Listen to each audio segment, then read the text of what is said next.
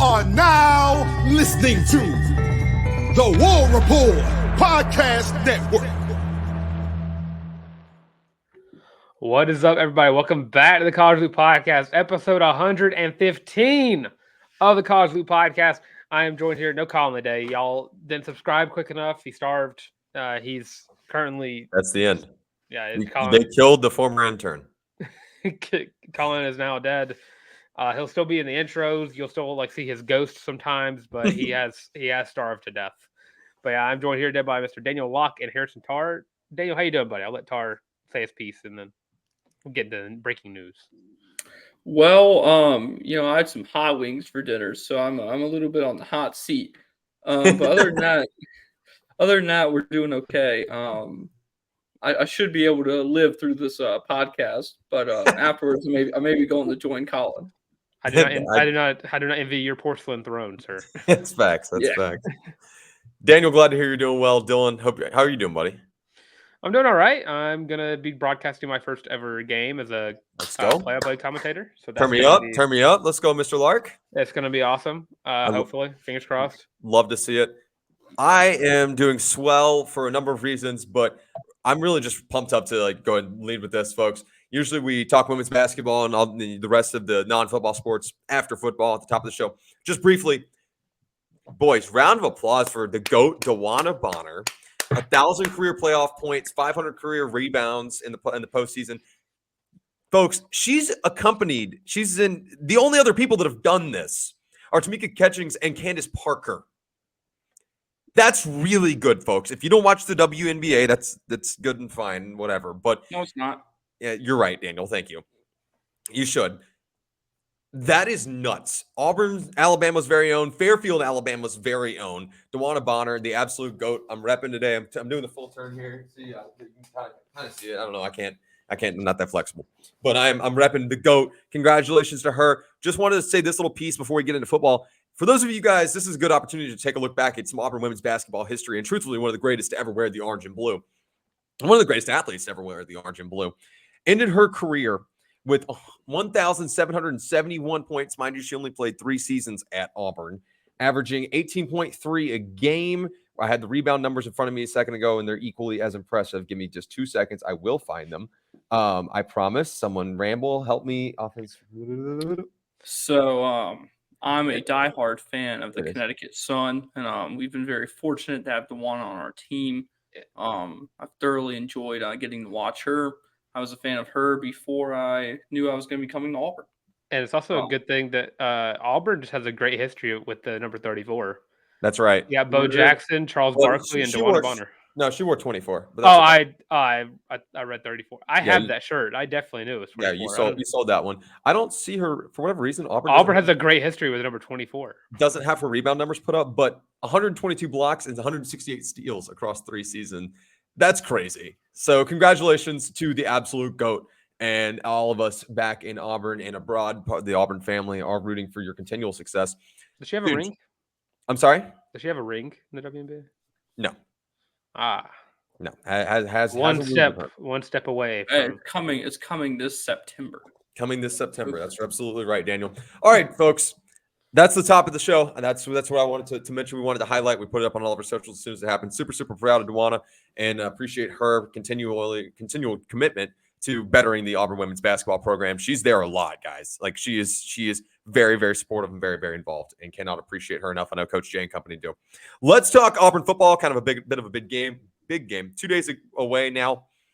Auburn is headed to College Station to play the Texas A&M Aggies. I might have pissed off a couple of their fans under the Auburn game day graphic, which not hard to do. Not hard to do. They're soft. The game day graphic, once again, I say this every week, and I'm going to say it continue to say it every week. Rocked. Auburn's got one of the best creative teams in the world. Changed my mind. I mentioned something about making fun of the midnight yell, which it may or may not have been doing. If it wasn't, whatever. It's still funny. And then some people got really offended to the point where all that anybody could say to me. Mind you, I didn't say anything other than it's funny to make fun of the midnight yell. That was my one comment, and it kind of blew up. And someone said it's almost as funny as making fun of gingers. I was like, all right, so you legitimately have no clapback. Gotcha.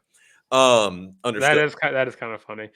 That is, but that is ultimate. But it'd be very funny if you were actually like a ginger. Yeah, right. It would be funnier if I was actually.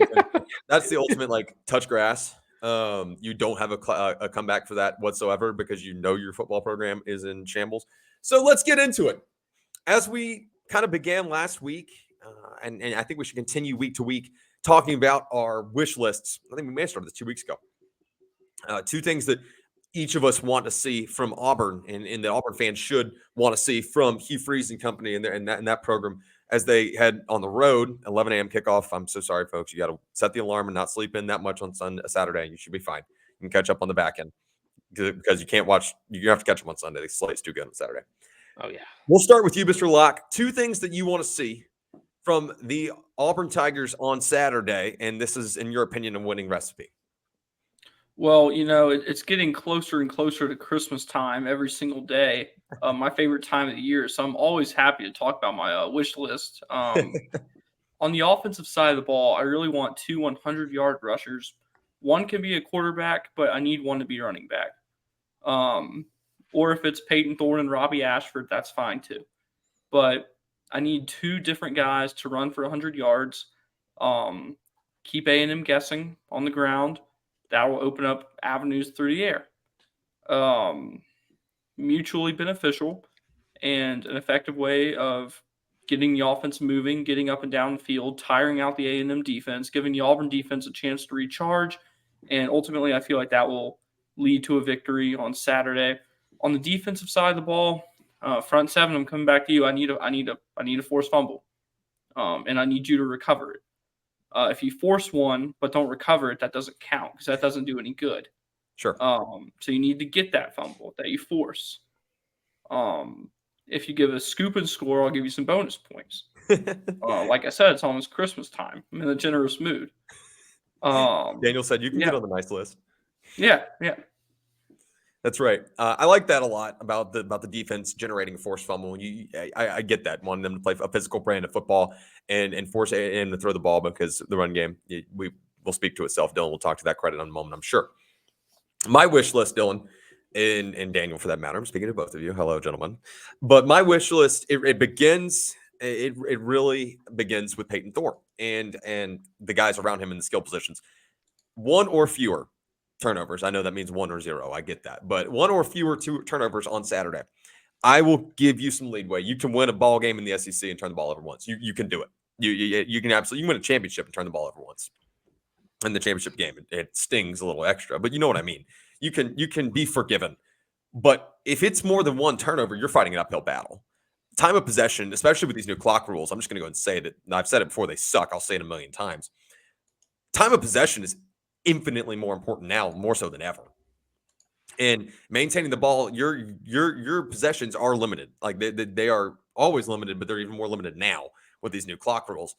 Not giving the ball back to your opponent, especially if your defense can force, like Daniel said, like a forced fumble or bows up and has a big 3 and out, and you can build some momentum off that. And it's drive killers, it's momentum killers, and it's handing the other team the game. So I want to see Peyton Thorne make smart throws, make good check downs, pump fake, use his legs when he needs to, not all the time on design runs. I still want to see that, but Slide. Yeah, right. Absolutely. Slide. That goes into the turnover category. Honestly, you turn the football over if you don't slide it at that position. So ball security is job security. I know that's a cliche, but it's so true. It's cliche for a reason. And holding on to the football is imperative. You've got to do it, especially in a hostile environment. It's going to be loud. Snap timing is going to be off from time to time. It's just going to happen. It's the nature of playing in the SEC. But you got to make sure you've taken care of all your P's and Q's so that that's not a problem, and you're not turning the football over in that running back room. You fumble, and I'm telling you what, I'm going to be upset. I'm upset. Anyways, my second wish: 2 or more sacks from this defense. You've got to get quarterback pressure, and you've got to show that you can do it early in the SEC season. Right now, there's a lot of people talking about can this front seven for Auburn, and I am a lot of people, by the way. I'm in that demographic. Wondering if they can really generate quarterback pressure and get runners down for TFLs in the backfield when it comes to the SEC slate. I'm skeptic at best. I mean, you're going to have your guys, your Marcus Harris's, your Eugene Santes, the guys that have already stepped up. They're going to have to make the guys around them play better. And you've got to find a way into that backfield. extremely, extremely important on that front. Dylan, your 2 wish list items, and then I see you just added something else to the rundown. I did have one more question I'll pose to you guys, but I'll throw that one to you. Your 2 wish list items. Yeah, so we saw last game against Sanford in the second half. I think the second half mostly. I think Peyton Thorne got the majority of his passing yards the first half, but we saw a explosive air attack from the Auburn Tigers, something we've not really seen, and something that we don't know if it's exactly consistent yet. I think if Auburn wants to win this game, they have to throw for 280 passing yards at the minimum. We saw the A&M Miami game. We all watched that. Tyler Van Dyke threw for 374 yards and threw 5 touchdowns. He lit up this A&M secondary. A&M really good at stopping the run. And Daniel, I would love to see 200-yard rushers this game. I don't know if it's feasible. This A&M front seven is locked down when it comes to stopping the run. Well, that's So why you Auburn, added to a wish list. You can ask Santa for a puppy, but if mom and dad say no, then it doesn't matter. Well, Santa Claus doesn't determine what you or the parents don't determine what you get. Santa Oh does. no, my parents had a direct line to Santa. When I asked for a puppy, they were like, "Hey man, not right now." That's messed up, man. I know it's crazy. That's messed up. But if Auburn can't get the ball to Shane Hooks, if Auburn can't get the ball to Rivaldo Fairweather, can't get it to Jay Fair, can't get it around the edge to Brian Battie, or all these other targets that we've been talking about how great this wide receiver room is at Auburn. If Auburn can establish the pass game early and often, it's going to be a rough game. It's going to be a very rough game because this front seven for A&M is really good. They're basically flip-flop from where they were last year. Last year, very bad at stopping the run, awesome at stopping the pass. A&M, I don't know what happened. I don't think it was transfers for the starting lineup, but they digressed in the secondary and impressed in the front seven. So now they are very, very vulnerable in that secondary. So Peyton Thorne's going to have to have his A game. Can't be thrown in triple coverage. Not at all. That goes to Tarr. That goes to your point. Can't be thrown in triple coverage. Because Connor Wegman got, and this goes to my next point. Connor Wegman, he actually had a really good game against his Miami defense, but Miami was able to do something to stop them from scoring. Force Connor Wegman to make mistakes. He's a young quarterback. This is his, I think, 12th overall game as a starter. Not 12th, 8th. I think it's his 8th overall game as starting quarterback for Texas A&M. And Miami forced him into making mistakes. And if Auburn wants to win again, you got to force them to make mistakes. This game is either going to be high scoring or it's going to be very, very low scoring. No in between. It's either going to be gross 13-10 game like it was last year, or it's going to be like a 35-30 kind of game. And that's dependent on the secondary. Jalen Simpson already averaging a pick a game. Going to need to see him out there getting interceptions. JD Rim out there. I heard about him. He's playing a little safety as well this week. Auburn's gonna have to force them to pass the ball because A&M also not that good at running the ball. They also flip-flopped offensively. So Auburn's got to stuff the run and force Connor Wegman to make throws against this awesome secondary. Now, you mentioned Dylan, and you're absolutely right. I agree, kind of hit retweet on everything you just said. I don't want to beat a dead horse. Guys, I've got a question for both of you, and we'll all three go around and kind of keep these answers. It's not designed to be a super long-winded answer. For Auburn to be successful and for it to be considered a successful day for starting quarterback Peyton Thorne has to do blank. And I'm just looking for one. It doesn't, we don't have to, there's no right or wrongs. Well, there are wrongs here, but like there's no one right answer here. Daniel, starting with you, Peyton Thorne has to do blank in order to be successful on Saturday.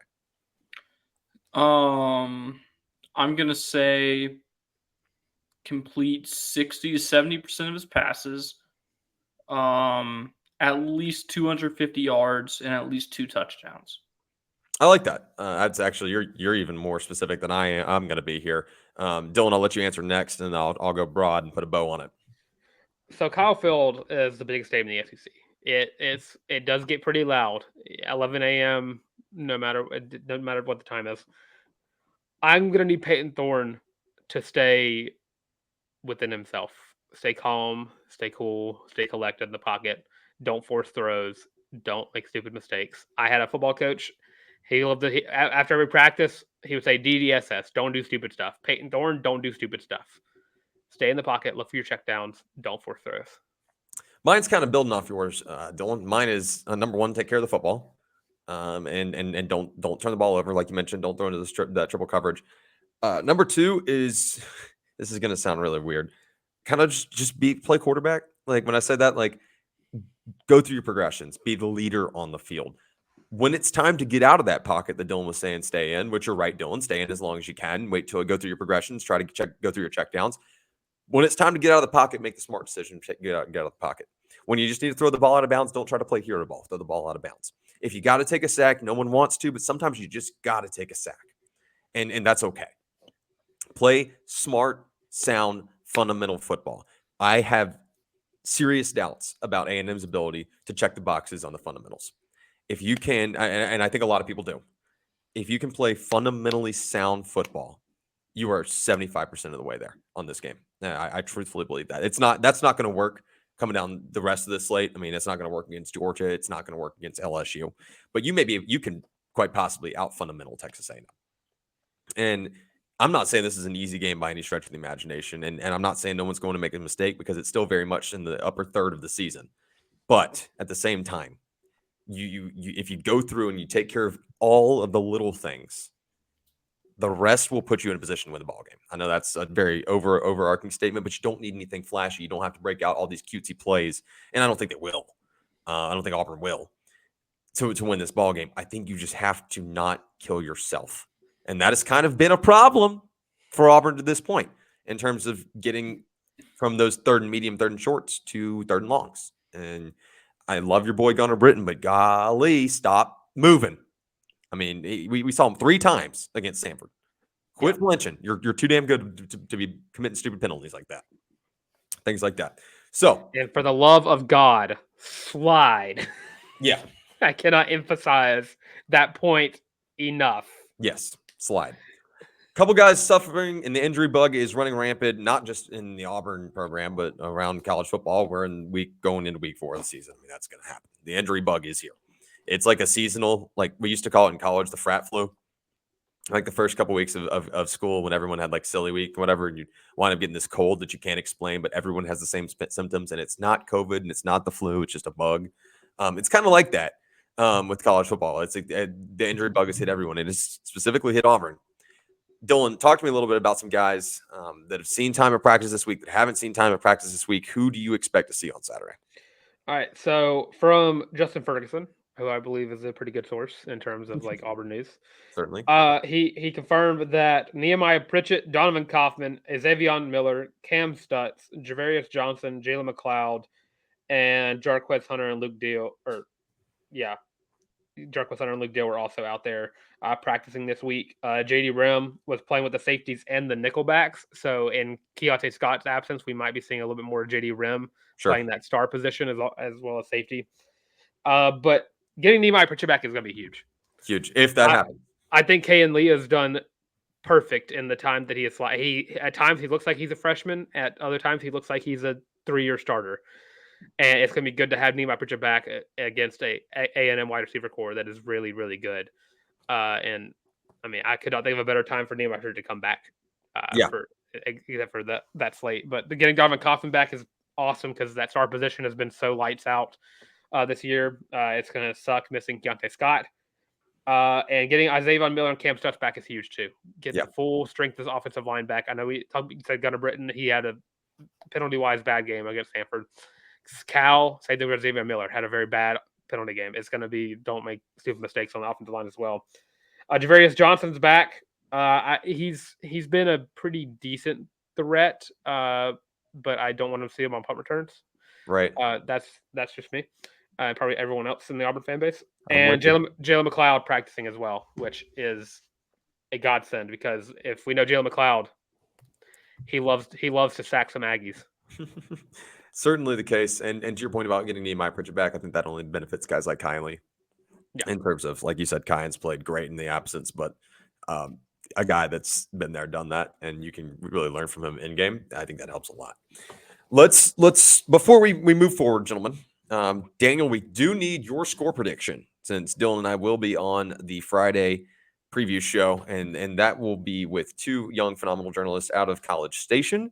That'll be Hunter Mitchell and Kate Harris. They're the sports editor and assistant sports editor at the Battalion, Texas A&M Battalion. Sorry, I get them all mixed up.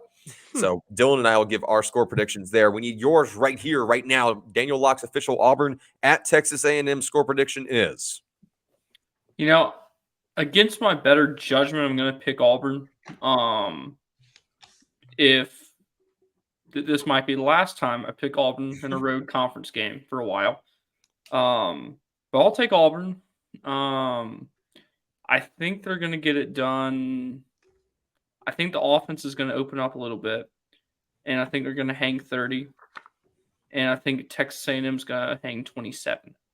I like that. The 30 to 27 in favor of Auburn. You say first time might be your last time picking Auburn in a road SA game. Who's on the road games? It's Arkansas, Vanderbilt. Vanderbilt. Well, I mean, obviously you got to pick Vandy there. I mean, that's a given. Yeah, I don't think Arkansas. We know you're not picking Arkansas. I like that take. So 30-27 in favor of the Auburn Tigers per DanielJLocke, and we will move forward. But before we do so, if you folks are feeling as loopy as we are, you can head over to thewarreport.com. That's www.thewarreport.com. You can pick up your very own College Loop Feeling Loopy t-shirt. Dylan, if you'll throw it up on the screen, that'd be great. Thank you, sir. It comes in 5 different colorways. That is College Loop War Report Podcast Network co-branded, one of the most comfortable t-shirts you will ever own. I love mine to pieces. Was going to wear it tonight until the GOAT DeWanna Bonner got it done. So I had to make a little wardrobe swap up there. That being said, gentlemen, yes, use hashtag Feeling Loopy when you get your shirt and tweet at us. We will throw it up on the stream for the next YouTube show, whether that be a live stream, whether that be a pre-recorded. That's really your choice. Also, just spam the chat too, Feeling Loopy. Yeah, that's right. Hashtag Feeling Loopy. And while you're down there, make sure you go ahead and like, subscribe, ring the bell. Drop in the comments what your wish list is for Auburn. What are 2 things you want to see? Maybe more. If you want to give us more things that you want to see from Auburn this Saturday when they take on Texas A&M on the road, we want to hear from you. We'll talk about those on the Friday show. I'm certain good comments are always appreciated. Good questions are even more appreciated. And your predictions are the most appreciated. We love seeing that. So let's move forward. Let's talk Auburn softball. The wait is over. The SEC schedule is out. And I will read through it quickly. I usually don't read through schedules, but softball's pretty short. So I don't mind reading through this one. Starts off in Columbia, Missouri. Then you'll return back to Auburn, Alabama to take on Arkansas. Brie Ellis homecoming series there. Then you go back on the road at Bryan College Station, Texas, to take on Texas A&M. Back at home, Auburn, Alabama, hosting Tennessee. Back on the road, Baton Rouge, take on LSU. Back at home, Auburn to take on Kentucky. Back on the road, Oxford, Mississippi to take on Ole Miss. And then you end your season against Alabama, thankfully.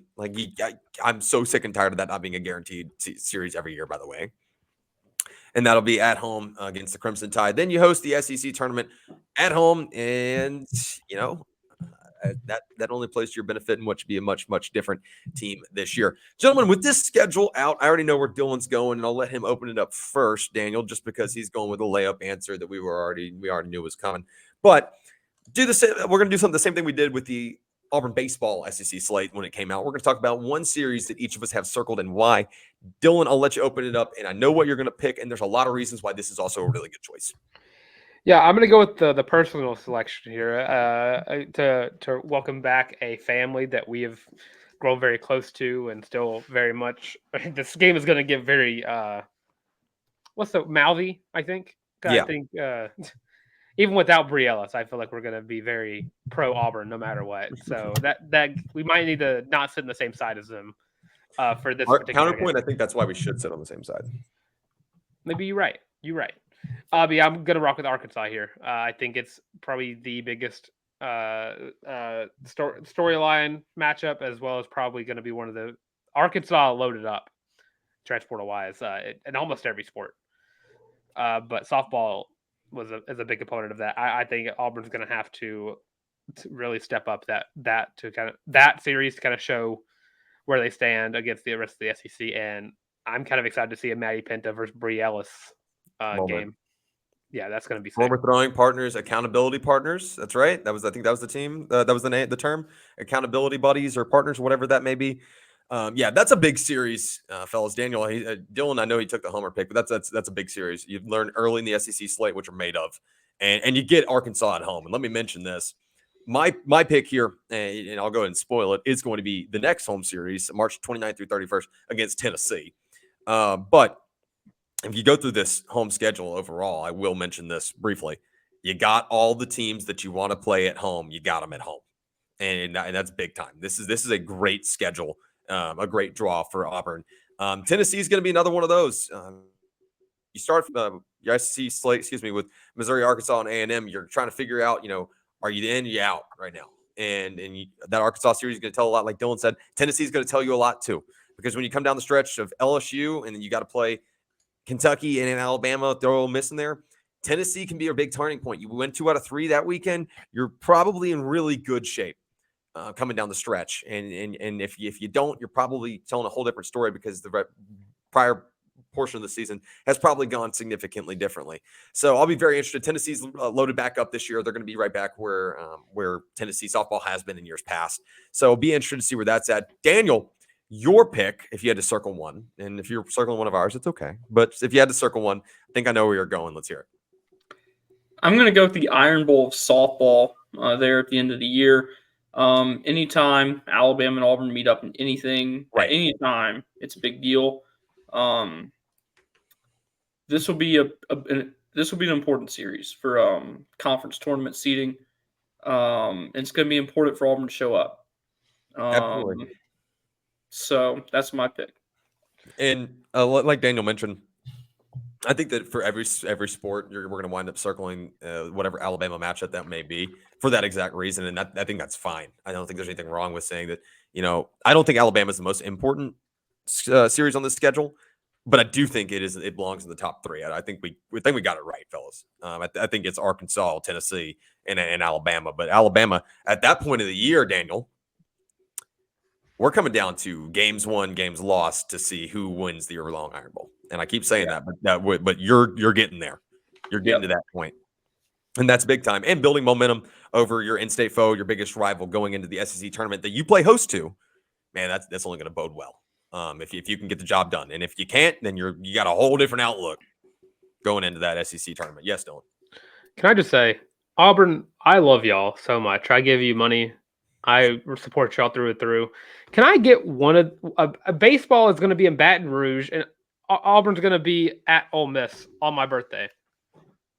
I wanted to go to a series for my birthday. It's ridiculous. I don't remember looking at my birthday weekend, but I think I'm in a similar boat. Because April 28th they'll be at. Sorry, go ahead. I said April 28th they're going to be in Oxford, and baseball's going to be in Baton Rouge. I've got men's basketball at home versus Ole Miss on my birthday. No, day before my birthday, and then women's basketball against Alabama at home. Oh man, that's a good weekend. That's a really good weekend. That's a good one. You're lucky dog. One last note here, gentlemen, and we don't have to go too in depth because Colin is our resident volleyball guy. Daniel, if you want to chime in, I know you call games for them, so you're absolutely welcome to chime in here. Talking Auburn volleyball right here on the College Loop. They will play host tomorrow. Correct me if I'm wrong. Tomorrow at like 6 Central? Friday. Tomorrow as this show's coming out. Tomorrow show comes out Thursday. Yep, I'm with you. Yep. They'll play host tomorrow to the number 3 team in the land, the Florida Gators. Auburn coming in at 24 overall. And Colin mentioned that you've got the opportunity to play Ole Miss again Ole Miss this weekend as well, so you can get a bounce back. What are the odds that Auburn volleyball and Brent Couch and company, they pull off an upset, Daniel? And if it's just a crapshoot for you and you're going off vibes, that's fine. That's probably what I'm going to do. I will say I'm committed to going not this weekend, but next Sunday I will be at the Auburn Georgia volleyball game for those of you loopers that will be there. So I will be there. But Daniel, your thoughts? Maybe like 30 to 45%. I like those odds. It's doable, but this is going to be hard. This team is unlike any team you have played this season. This team is very, very good. This team could easily win the national championship. So this is put up or shut up. Okay. And if Auburn can steal a set from them, like that's solid. What's Dylan's face all about? I looked up the volleyball history versus Florida. Yeah, don't do that. Maybe we shouldn't talk about that on the show. There's a reason I left that out of the rundown. Yeah, I clicked out that tab. I've blocked that certain browser Yeah. If I ever click it again, it won't come up. There's- Yeah, that's But Daniel, correct me if I'm wrong here. There's also an element of You're wrong. okay. All right, fair enough. My name's Tarr. I buy her. No, I'm kidding. Now tell I'm me going what- Auburn 3-1. if I'm off here, but there's also an element of these two programs are in very different places in terms Yeah. of just where they're at as an overarching program. Mhm. Auburn volleyball, I consider it pretty much in its infancy since it's pretty much been a fresh start reboot. Yeah. And I think most people would agree with me. Florida has a history and a tradition of dominance in volleyballs in the Southeastern Conference and beyond. This would be a huge one for Auburn, but I don't. I think if you win a set, that's like a moral victory if there's ever such a thing, right? Yeah, I was talking to somebody about this earlier today, and what it reminds me of is at the beginning of the first Cars movie when Mac is sleepy on the highway and he accidentally lets out Lightning McQueen, and then he gets to the next race and then opens up his truck and he's like, "Oh, I don't have Lightning McQueen here with me." That's kind of where Florida is, and then Auburn's in Radiator Springs. That's an analogy of sorts, and I don't know that I followed it, but I love that we tried it. I really do. Does Lightning McQueen go on the list of weird athletes that we have mentioned on the show? No, he goes in the list of goats. Yeah. Okay. Yeah, facts. Daniel Locke, tell everybody where they can find you. Love you, support you, check out your written work. Well, you can find my sports-related written work for 1819 News, Auburn Daily, or Braves Today. If you want to keep up with things going on in the Auburn community, I'm the community editor over at the Auburn Plainsman. So I had an article come out today that's apparently pissed off the mayor. So I'm gonna, Sorry, look Ron. into that pretty soon. And he's at DanielJLocke on the Bird app. If you guys want to, That's right. That's the one. Right, that's right. Yep. Left hand pointing right. There you go. You're getting it. I'm Harrison Tarr. I buy Harrison Tarr on the Bird app. If you want to come hang out and start some good Twitter banner, I'm all kind of down. Anyways, if I'm just being transparent, I'm also on Threads at by Harrison Tarr if you want to come hang out there as well. There are two ways that you can. I usually throw this to Colin, so I threw myself off. There are two ways that you can support the show. Number one is if you can like, subscribe, ring the bell right here on the YouTube channel if you're listening on YouTube. If you're not listening on YouTube, give us a 5-star rating and hit subscribe or follow the show on whatever platform you're streaming us on. I certainly appreciate that. That's like literally the number one way you guys can support us. Trying to get to 1,000 subs by the end of the season. 600 subs coming up soon. I think we were at 585 when I peeped earlier today. If we're up north of that, then Dylan, I'm thrilled to hear it. 585. 585. Great. Let's get 15 more and hit 600 and just have a good time and keep rolling from there. Drop your comments. Give us your takes for literally anything we've talked about on the show, literally anything we haven't talked about on the show. If you want us to talk about it on the show, then we will. That is the number two way you can support us is buy the damn shirt, as Colin would say. The Feeling Loopy College Loop War Report co-branded T-shirt. Those are $25, 5 colorways. I tripped on my own words trying to say that. I was really going through it. Hashtag Feeling Loopy. Use hashtag Feeling Loopy for any of your takes or brags or roasts. Yeah, we want them all. Dylan, let's get out of here. Yeah, and I still think sometimes I can still hear Colin's faint voice in the background, just like If you guys would just sub, we will feed him again. someone start playing Sarah McLachlan in the Arms of an Angel as we play this College Buyers Dorf Memoriam slideshow to end the show off. Just kidding. Maybe one day we'll get one. But yeah, I'm Dylan Larck at your boy the Tank on Twitter/X. It redirects. It's just right there at your boy the Tank at YABOY the Tank. Also got me on Instagram at Dylan Larck at DYLANLERCK. Of course, do what Tarr said. Follow us here. Subscribe, like, comment. Hashtag Feeling Loopy on all platforms. Ring the bell. Ring the bell. We search up the hashtag on Twitter to try to see if anybody is out there trying to tweet at us. You could just tweet at us. Just tag us and we'll see it. If you have any good takes, we'll put you on the show. If you have any bad takes, we'll put you on the show. And we'll either agree with you or make fun of you. That's one of the two options. That's the risk you run. Exactly. That's the internet. But of course, if you want to follow us on social media, you have us on Twitter, Facebook, TikTok, and Instagram, all at the College Loop. Here on YouTube as well. Like, comment, subscribe, ring the bell. Leave your predictions for Auburn, Texas A&M, and then tomorrow, leave your score predictions for Texas A&M Auburn whenever we are with, you said Hunter and Cade? Yes. Correct. from the battalion. And of course, if you're tired of seeing our faces, I completely understand. Look at Tarr. Ugh. Yeah. Also, thank Ugh. you guys for 600 Twitter followers. Sorry. Yeah, thanks for that as well. And if you want to listen to the show, you have us on Spotify, Apple Podcasts, Google Podcasts, and Amazon Music. And with all of that being said, this has been the College Loop Podcast.